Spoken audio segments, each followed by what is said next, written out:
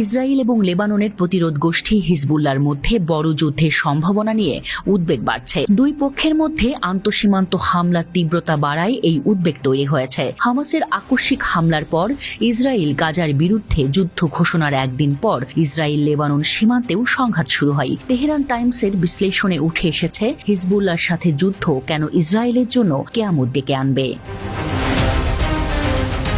গাজায় ফিলিস্তিনিদের সমর্থন জানাতে হিজবুল্লাহ ইসরায়েলে হামলা চালিয়ে আসছে। প্রতিরোধ যোদ্ধারা ঘোষণা করেছে, গাজায় ইসরায়েল তাদের সামরিক তৎপরতা বন্ধ না করা পর্যন্ত এসব হামলা অব্যাহত থাকবে। সম্প্রতি হিজবুল্লাহ তাদের আক্রমণ আরও কয়েক গুণ বৃদ্ধি করেছে। হিজবুল্লাহ ইসরায়েলের সামরিক সাইটগুলোতে ড্রোন হামলা চালিয়ে যাচ্ছে এবং ইসরায়েলের আয়রন ডোম প্রতিরক্ষা ব্যবস্থাকে আঘাত করার জন্য একটি নির্দেশিত ক্ষেপণাস্ত্র ব্যবহার করেছে।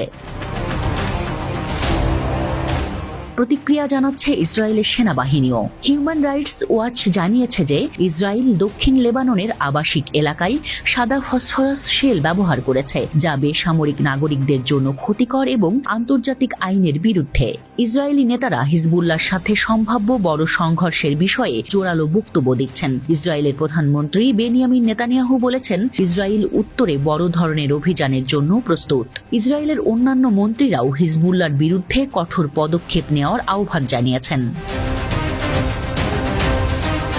ইসরায়েল এবং হিজবুল্লাহর মধ্যে বৈরিতা 1980-এর দশকের গোড়ার দিকে শুরু হয়। ইসরায়েল 1982 সালে লেবানন আক্রমণ করে এবং 2000 সাল পর্যন্ত দেশটির দক্ষিণ অংশ দখল করে রাখে। এরপর থেকে দুই পক্ষের মধ্যে বিক্ষিপ্ত সংঘর্ষ হয়। 2006 সালে ইসরায়েল এবং হিজবুল্লাহর মাঝে ভয়াবহ যুদ্ধ হয়েছিল, যা জুলাই যুদ্ধ নামে পরিচিত।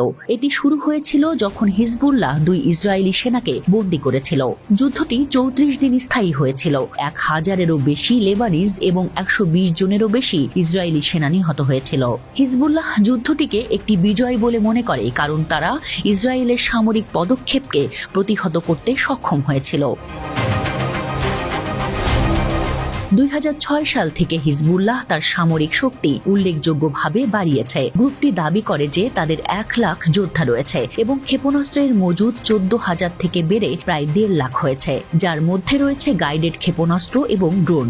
ইসরায়েল যদি পূর্ণমাত্রার যুদ্ধ শুরু করে, তবে হিজবুল্লাহ যোদ্ধারা মোকাবেলা করতে শতভাগ প্রস্তুত। ইসরায়েল এবং হিজবুল্লাহর মধ্যে যুদ্ধ হলে তা উভয় পক্ষের জন্যই বিপর্যয়কর হতে পারে। হিজবুল্লাহ ইসরায়েলে হাজার হাজার ক্ষেপণাস্ত্র নিক্ষেপ করতে পারে, যা ব্যাপক ধ্বংসযজ্ঞ ঘটাতে পারে। এই ধরনের সংঘাতে মার্কিন যুক্তরাষ্ট্রের যুক্ত হওয়া পরিস্থিতিকে আরও খারাপ করে তুলতে পারে। বিশেষ করে গাজায় ইসরায়েলের পদক্ষেপকে সমর্থন করার কারণে এই অঞ্চলে ইতিমধ্যে উচ্চ মার্কিন বিরোধী মনোভাব দেখা দিয়েছে।